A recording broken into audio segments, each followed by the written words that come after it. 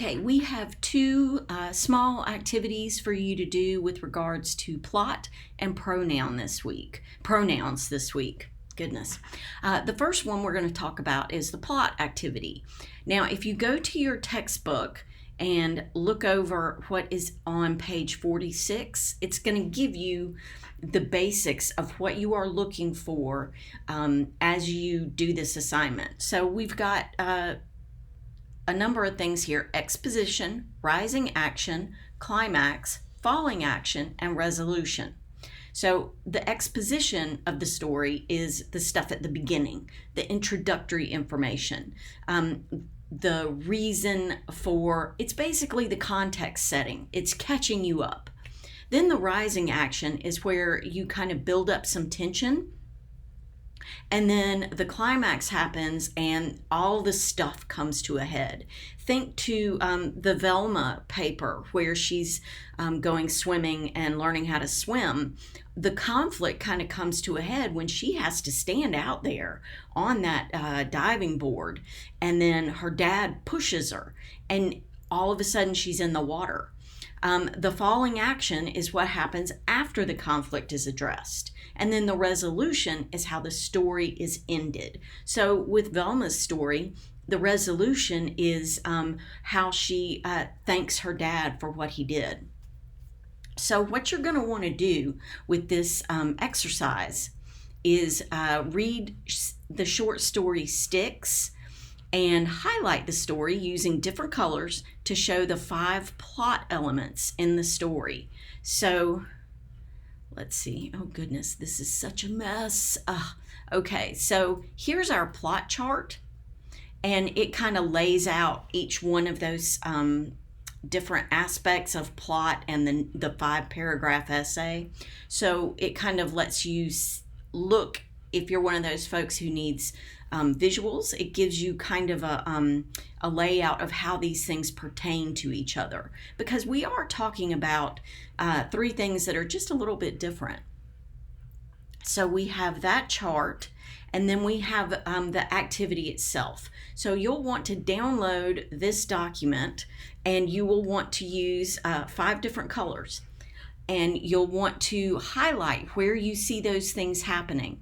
Now, please let me know how you are organizing your colors. Otherwise, I won't have any idea what you've decided to do. So your exposition might be red, and your rising action might be blue. So you can, set it up however you like. Color-wise, you can highlight, or you can make the text colored as I've done there. However you want to do it. Just lay it out so that it makes sense, and let me know how you've got it organized.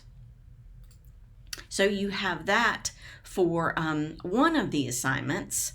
The other assignment has to do with the exercises related to pronouns. Let's look at our textbook. Let's see, 102 to 103. 102. So we are dealing with pronouns and pronoun antecedent agreement. And basically all you're doing here is you are trying to avoid repetition in your writing, and you're also trying to make sure that what you have to say actually makes sense. Pronoun, a word that takes the place of a noun to avoid repetition, and antecedent, that's the noun that the pronoun is replacing. Here's our example. Jenny walked to the coffee shop and she bought a muffin. The she is the pronoun that replaces Jenny. So without the pronoun, you would have Jenny walked to the coffee shop and Jenny bought a muffin. That is, it almost doesn't make any sense because it is so repetitive. And if you didn't have, on the other side of the coin, if you didn't have the antecedent there, which is Jenny, you would have she walked to the coffee shop and she bought a muffin. Well, who is the she? So there are places where you want to use these terms and places where you might want to do something entirely different. Like if you are referring to an author, for instance, and you use their whole name the first time you refer to them, and then from there after you use their last name. But you still would need to use pronouns at certain points. So the assignment is that you find 1 to 10 on pronoun agreement and 1 to 5 on pronoun reference. So let's see, where did it go? So you would do these exercises and you would do these exercises. And pronoun reference is a pronoun reference error is when a pronoun has been used when it should not. It has no clear antecedent. I took my car back to the dealership so they could fix the lights.